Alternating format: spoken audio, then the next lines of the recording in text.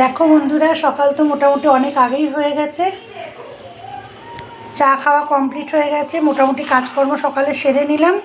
এখন নিয়ে নিয়েছি ব্রেকফাস্টের জন্য প্রোটিন এগস, আর এখানে দুধ জাল দিয়ে নিয়েছি। এখন নেব সাথে দুধ। ব্রেকফাস্টটা আগে করে নিই, তারপর অন্যান্য কাজ করব। ব্রেকফাস্ট থেকে চলে এসেছি কিচেনে। দেখো চিকেন চচ্চড়ি করবো। এখানে উচ্ছেগুলো আগে ভাজা বসিয়ে দিয়েছি, আর এই সবজিগুলো দিয়ে দেবো। উচ্ছেটা ভাজা হলে সব মিলিয়ে একটা চিকেন চচ্চড়ি করবো। আর এখানে করেছে দেখো কাঁচামরিচের ডাল, ডালও হয়ে গেছে। দেখো উচ্ছেগুলো ভাজা হয়ে গেছে, সব সবজিও দিয়ে দিয়েছি।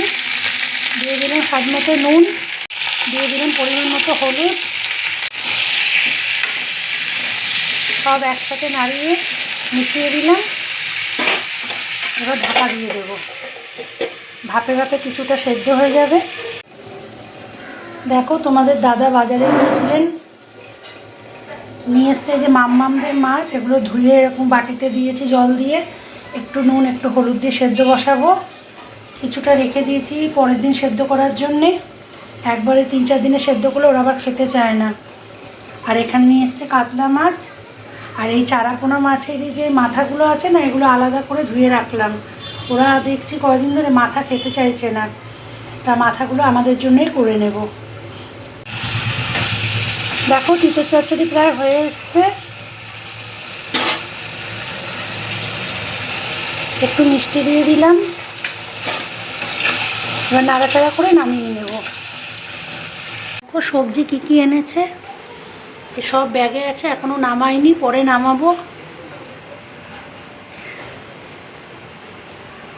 আর এখানে এনেছে আম, সাথে আছে কটা পাতিলেবু, আর এখানে আছে মৌসম্বি। এখানে একটু চাক চাক করে আলু ভাজা বসিয়ে দিয়েছি। দেখো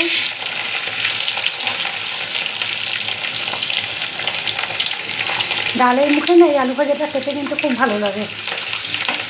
সরু সরু করে আলু ভাজা আমি কালকে রাতেও ভেজেছিলাম, একটু নতুনত্ব লাগে এই আর কি।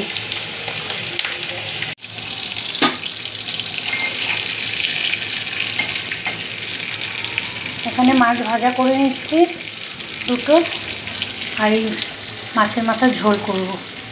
এখানে নিতার খাওয়ার টাইম হয়ে গেছে, খাওয়ার জন্য ব্যস্ত হয়ে গেছে। নিতার জন্য ভাত মাখছে। রান্না মোটামুটি হয়ে এসছে, এই মাছের ঝোলটা করলেই হয়ে যাবে। এখানে ভেজে রেখেছি মাছগুলো আর মাছের মাথাগুলো। এখানে আলু দিয়ে ডাটা দিয়ে একটা মাছের ঝোলটা করছি।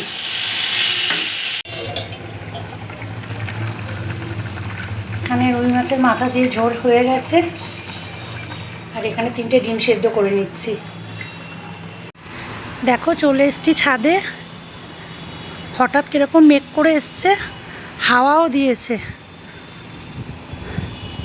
জামা কাপড়গুলো আজকে মেলতে মেলতে অনেকটা দেরি হয়ে গেছে, শুকায়নি গো। দেখি বৃষ্টি আসা অবধি অপেক্ষা করি, তার আগে তুলে নেব।